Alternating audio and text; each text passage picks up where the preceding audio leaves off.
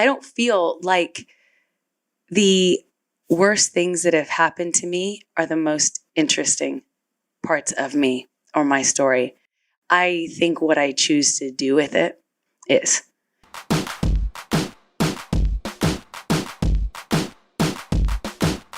Hello and welcome back. I'm Amanda de Cadenet, and this is The Conversation with Amanda de Cadenet. Last week I sat down with Senator Kirsten Gillibrand about why she identifies as an ambitious feminist. And this week I'm talking to Amber Heard about using personal pain to inspire advocacy and why she refuses to be defined by her past.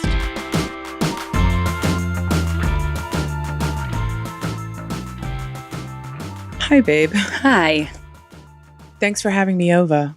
I'm so glad you're in my house. It's so nice to be here. Have you been here before? Yes. Oh, okay. I came here when you first moved. When I came here, I was relieved to see that you have a beautiful, comfy, cozy home that reflects you. Thank you. I have a lot of wall space and I just cover it with things that make me happy.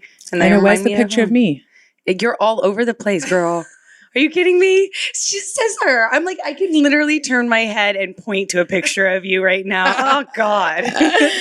Aw, I'm happy to see you. Yeah, I'm happy to see you too. It always warms my heart. It's been, I have to say that over the last year, it has been such a joy to see you do one of the things that you're so good at doing, which is acting, and to see you have the opportunity to be in films and to do work that reflects who you are today.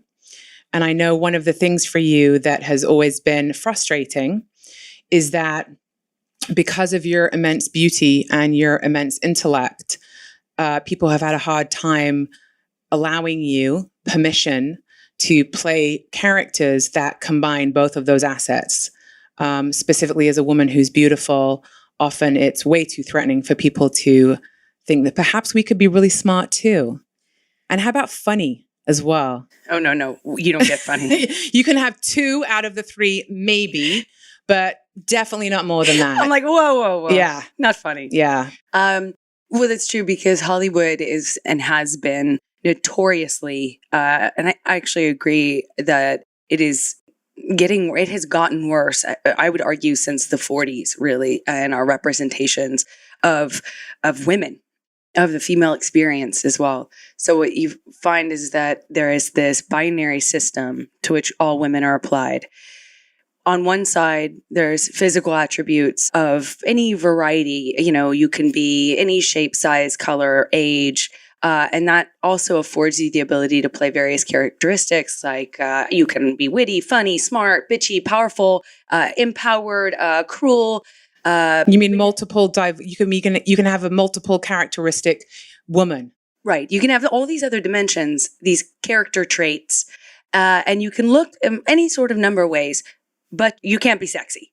Your sexual viability being on the other end of the binary system, and so on the other side of the coin, you could have someone we find sexually attractive, and in that category.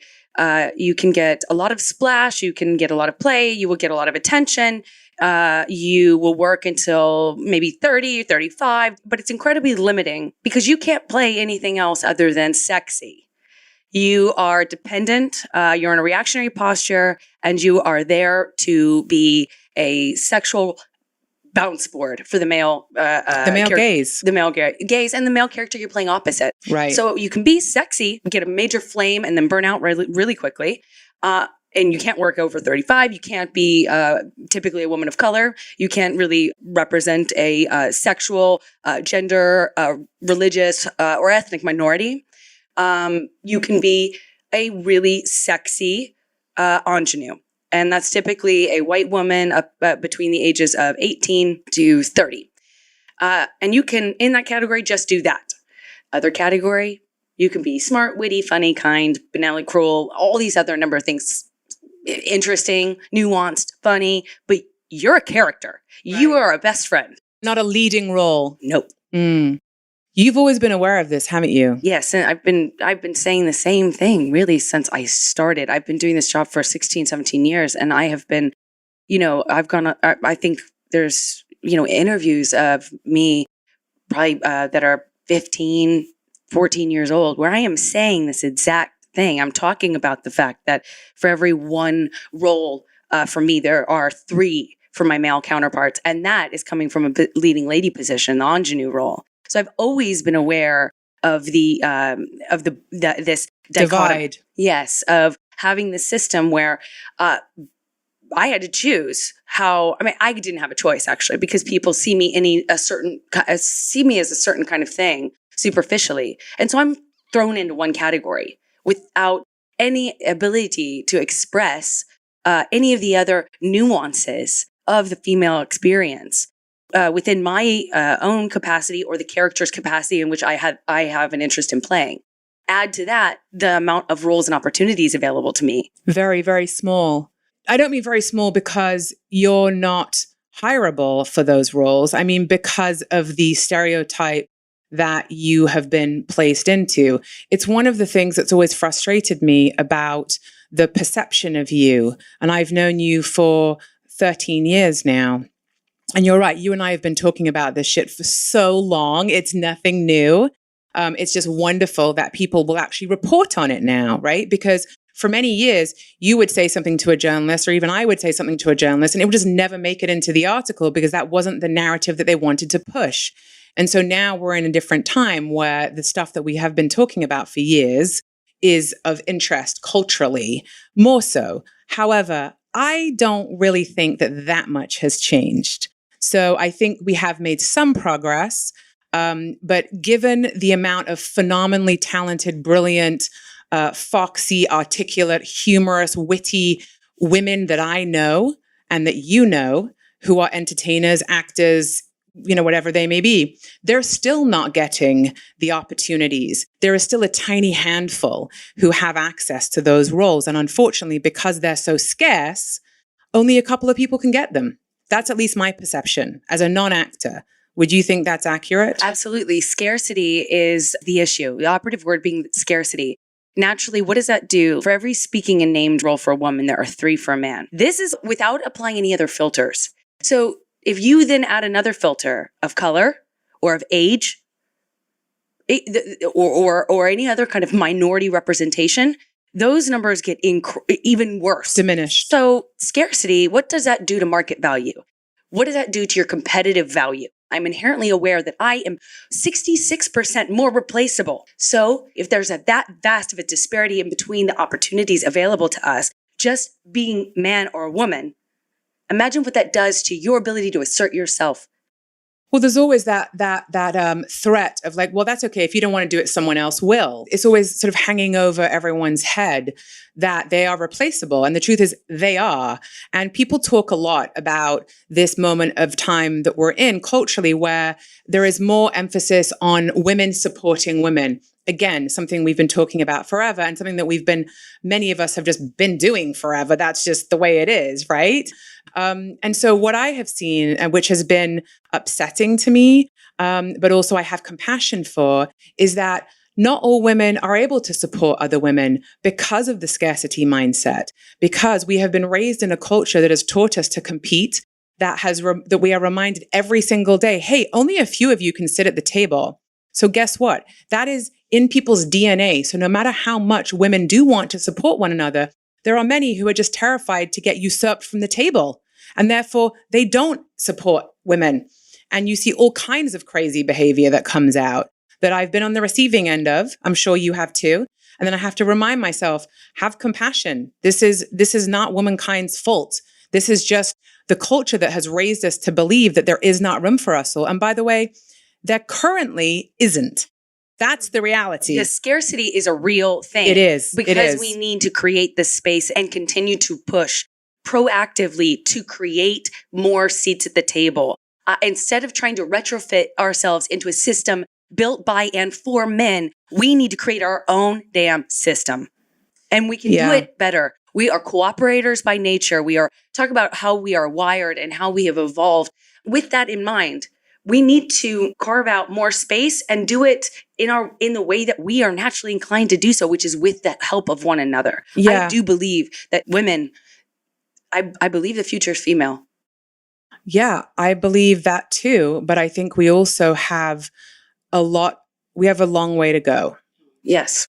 That is why it's so important that we all continue to do whatever we can in our communities, in our homes, however we can.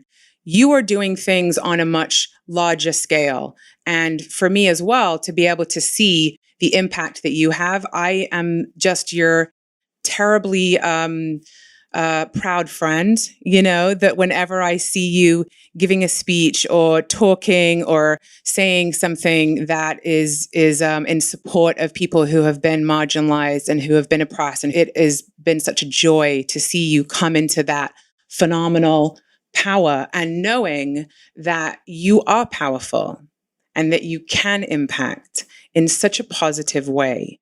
And I want to talk to you about what the catalyst was for you in your life, where you connected to that possibility, because it wasn't a reality yet, it was just a possibility. Yeah, it's amazing because you and I have known each other for so long. And you have watched this evolve in real time. And I am incredibly flattered because you've always been somebody I've looked up to. And I'm incredibly flattered to hear you say that. And it touches me in a real way. As you know, it's not been easy for me. I think by the time I was 13, life had not been conservative and giving me examples, lessons of the kind of unfairness and justice. What does that mean? What did that look like for you? Not only was I not raised with any privilege or money or access to anything, I was acutely aware of a power dynamic, both at home and in my school system and in my community, whether that was represented in church or just in the images I received from entertainment, from on TV, from the news, from the world that I had such limited access to. All of this made me acutely aware of just how much the deck was stacked against me. But how did you know that at such a young age? Because No, a lot of people don't. I believe they do, but we have not been having the conversations in the way that we're having now. And the conversations give us the tools to recognize it. Having conversation is often a luxury that so many people don't have. And I think that it's something that is free. It's affordable for everyone. It takes time, right? And that is not something that even us, as we get so busy in life, we get so far away from the very simple things that allow us to connect to ourselves and to other people. But I suspect that those kinds of conversations were not happening in the trailer where you grew up. And so my question is, how did you know that the deck was stacked against you if you didn't have anyone to process that with? I didn't. I saw it in the lack of conversation. I saw it in the non. What was missing? Yeah, I saw it in the nonverbal. I mean, sure, I did have direct information telling me, I had a father telling me it would be preposterous for a woman to, run a company. I remember I said, I want to be president one day when I was really young. And my dad said, woman can't be president. What would happen when she had her period? Huh? I'm like, am I missing something in the logic here? I wonder what he thought would happen. I don't really, I think he thought naturally once a month there could be, our finger would be resting on that button. Right. And I love my father and, I have compassion for him. Of course. And his limited access to information at the time. And I also have to compliment him on his ability to adapt. This is somebody who now has a tremendous amount of respect, has a major learning curve, but I've had to teach him those lessons. I've had to be a leader in that sense. And I've done so with compassion. I've watched the positive effect. I remember him standing proud when I received an award from the Human Rights Campaign or a marriage equality nonprofit. And I had my then wife at the time with me, and he stood proud at the gala. It was in Texas, and I gave my speech on the power of compassionate leadership and changing, and the real time effects that it can it can have. So I want to say that, but Of course. those were the explicit examples of how, I was told. But the same thing happened to me in school when, I, was told I had to dress a certain way and I couldn't remove my jacket and my skirt had to be past my knees. That never worked with me when they told me that at school. I was like, why? Exactly. How is this going to affect my education? How long my skirt is? Exactly. Really, it's nothing to do with it. I actually remember saying, I was 14 years old, I remember sitting in the dean's office saying, why is it incumbent on me for the behavior of men and boys? Why is it not incumbent on them to control their behavior and treat me like a person, a human being with respect and dignity? Why is it my problem? Why is the burden on me to control how they feel and how they act and behave around me?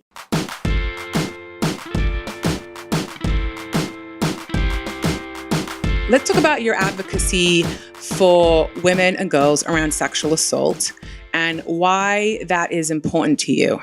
Violence against women in all forms, and violence against women can manifest in it's not just sexual or domestic violence. It is social violence. It's economic violence. It's the kind of things that you and I talk about all the time, but we need to start recognizing, I think, finding solidarity with one another and community with one another, our tribe. In finding that is recognizing that it's not one particular form of violence that's applicable towards women. Gender-based violence takes a lot of forms. And that has always been something that, as you know, I've been acutely aware of. And I have been speaking about for a long time. But I feel incredibly lucky to have an opportunity, not just to have a voice, but to have it heard, to have impact. Yes. Yes. So if I have a voice, it is I see it because with incredible power and platform comes incredible responsibility. So I see it in recognizing my voice and its impact. I am acutely aware of my responsibility to speak on behalf of those who are silenced, who haven't found theirs, who aren't able to. Which I commend. And I've always said this about you, that when you find that voice, there is going to be no shutting you up. And here I am. And here you are. And it's beautiful and profound. And I see the impact. And as I said, as your friend and someone who loves you, it has been one of the things that has filled my heart consistently in watching you thrive in that connection to your voice. But what for me is missing from the narrative is your own personal experience, because we don't pick things out of the air. We pick things to advocate for based on our own experiences. And I'm curious why your own narrative around gender-based violence and the many forms that it takes, that personal narrative is not part of the public story. And I'm curious why. Well, I guess the short of it is I don't feel like the worst things that have happened to me are the most interesting parts of me or my story. I think what I choose to do with it is the reason I don't talk about a certain period of my life, the reason I don't speak about that, honestly, it's the least interesting part of my life. I don't talk about the violence that I went through. I don't talk about my own experience with sexual violence. I don't talk about the specifics because those individual acts, which I have survived many different forms of violence, many different forms, they're not the more interesting parts of me.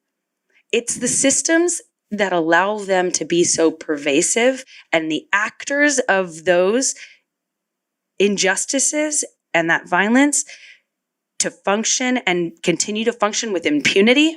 That's what I'm interested in breaking, baby. Well, that's the solution piece of it, right? It's Yes. like actually, and I respect what you're saying about the events themselves are almost inconsequential because they happen to so many of us and in so many forms.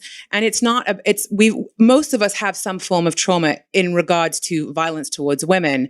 It is how you respond to those and how you take those and allow those to inform how you move forward. And that is the difference between someone who survives and someone who thrives. Yeah. Right? And I remember saying this to you, saying every single thing that has happened to you and everything that is happening to you at certain times where I have been with you or you've been with me when I've been going through it, those things, when we come through the other side, those things will be phenomenal gifts because we will be able to sit across from somebody, anybody who has had a similar experience and be able to look them in the eye and say, I know how you feel. This happens to me every day, but it used to be I was approached and people, were approaching me because they responded to a character or a project, and that's wonderful, but more and more the percentage of those people that approach me for a selfie because I was this character or that character is overshadowed by the number of people, men and women, who come up to me and they say, thank you. Thank you. Thank you. And that is every day increasing. And that's what matters to me. That is what I'm proud of. I mean, of course I'm proud of my projects. Of course I'm proud of what I've been able to accomplish in other ways. That goes without saying, but to be able to help someone's heart heal through advocacy or through sharing your story and sharing the recovery and the solutions, that and the experience of how you are affecting and you're helping people heal, that is why you don't feel invisible anymore. Just having one person who sees you, who hears you, who believes in you is the difference between making it, and I don't mean making it in a successful financial realm, I mean surviving in life and not. Yes. A little tiny thing like that is so monumental, and you can do that through the work that you're doing.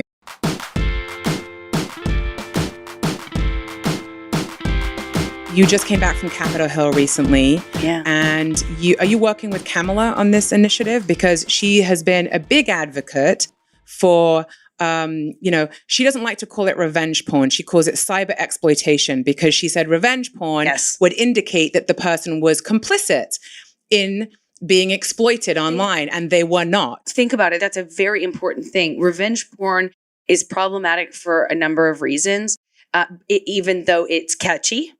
And people automatically have some connection to it. It sounds like something clickbaity. Yes.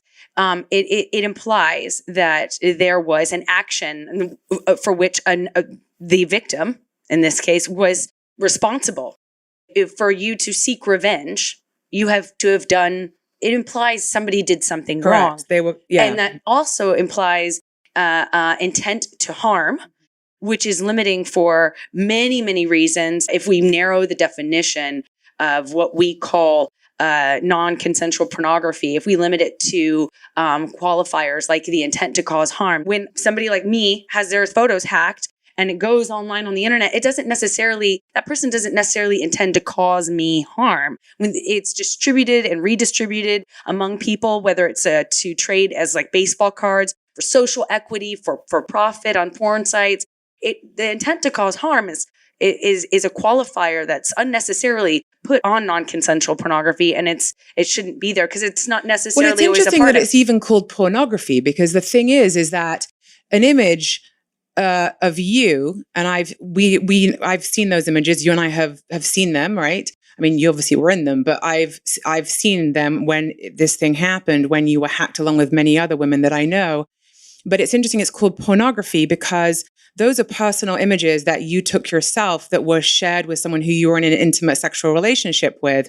So the fact, and most of the time with what is considered revenge pornography, they are personal pictures. They're not things that people are putting out on the internet for the purpose of being used as pornography. It's a very different intention. Right, but the intention changes, and therefore the definition becomes applicable when you remove consent. So when someone else takes those images that you did not consent to being used in that way, they are exploiting you. They are using it as pornography. They are literally taking something that wasn't pornography in the context in which it was created. Yeah.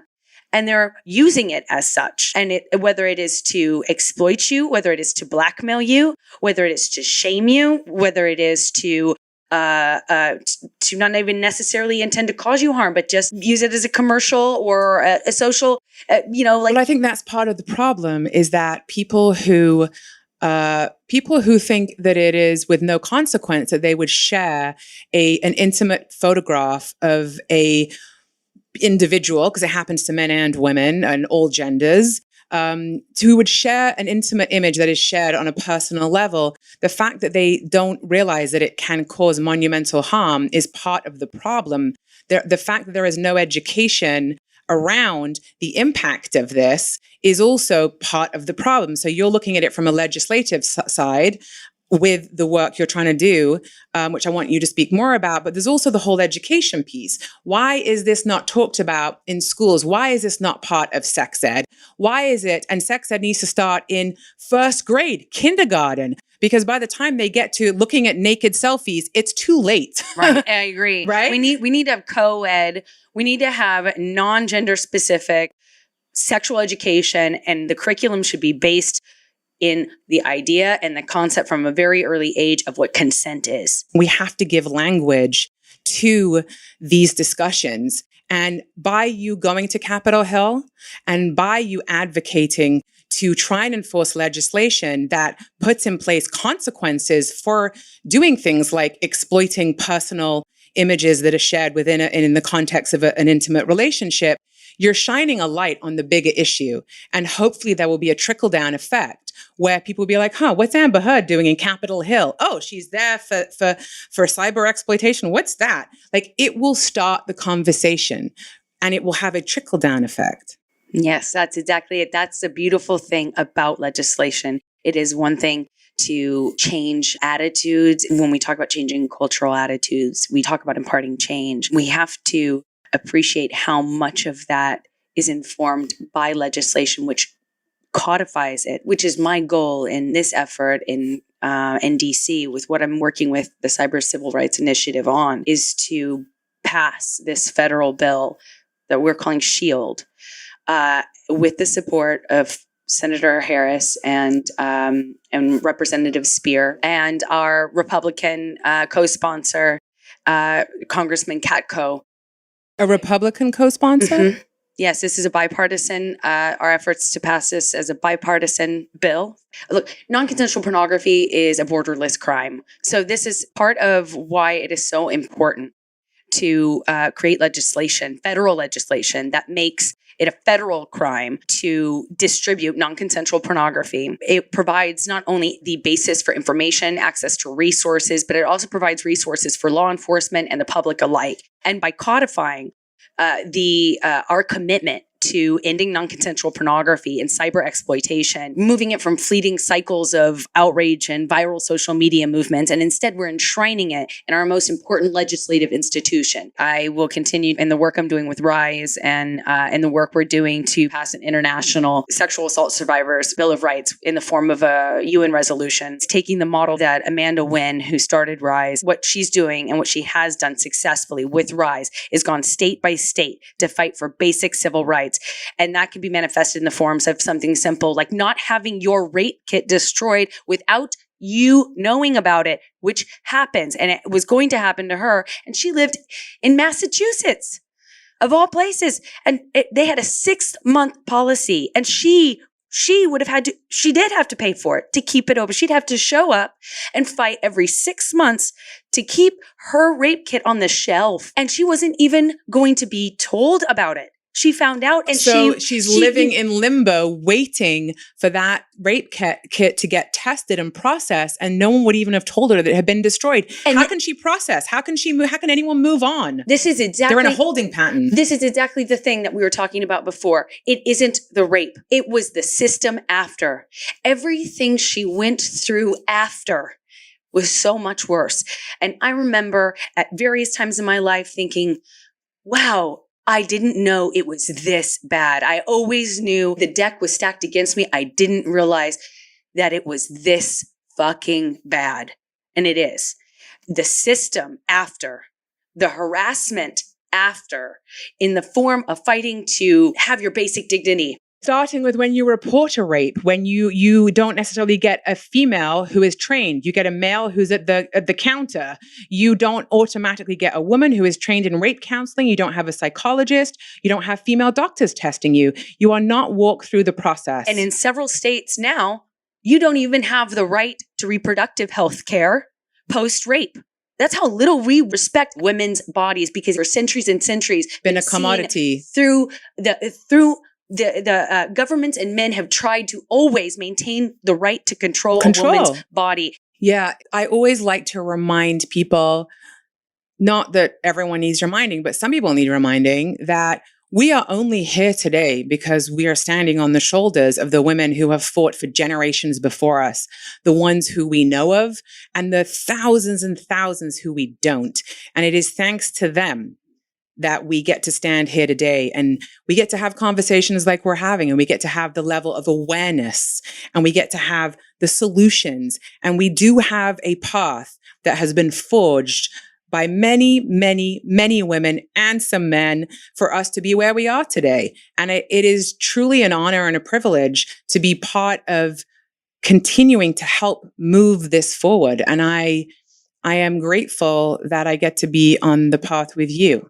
Thank you. That's why I've been working so much in DC this year. Over the past year, I have had the incredible fortune to work with individuals like Holly Jacobs and the Cyber Civil Rights Initiative, like Amanda Wynn with RISE. I have found partnerships with women who have taken an incredible injustice, something really horrible that happened to them, and they have truly taken a terrible experience that's happened to them and truly turned it into the least interesting part of their lives. And they have affected change and changed the world for millions. I mean, just alone, the UN, the Sexual Assault Survivors Resolution at the UN would give civil rights to 1.6 billion people that are affected by it. And that is not counting boys and men. It's not counting the innumerous and majority of those who do not report. Which is the majority, by the way. Only 1 in 3 females and 1 in 5 males. That's 1.6 billion people that do report. That is insane, that number. So we're talking, when I say billions, I'm saying billions of people. This is not in the US, this is worldwide. I can't think of a more important thing to do. It is just dedicating your life to service. You have to change. You have to. That's all there is at the end of the day is, I hope for myself, and I suspect that you feel a similar way, when we're old ladies and we're going, God, we've known each other a long time and all these crazy things we've been through in life, and you've seen my kids grow up, and hopefully, maybe you'll have kids one day and I'll get to be a godmother to your babies. And, when we're old ladies, I hope we're going to be able to look at the ways that we have left positive impact, and that only comes down to, are you dedicated to a life of service? And if you are, it makes it all worthwhile. And it can be in a tiny little way, it can be on a big scale. It's whatever anyone can do. Imagine when your children or their children look at you and ask, when Sylvan's daughter or son look at you and they say, what was that revolution like? Because we are in the middle of a revolution. We are in the revolution. We are. And when they ask you what it was like, were you there? You're going to be able to look at them and say, I was there. I'm there. Every day. Like it or not, rain or shine. Right. Yeah. As we say, I'm tired, but the war must go on.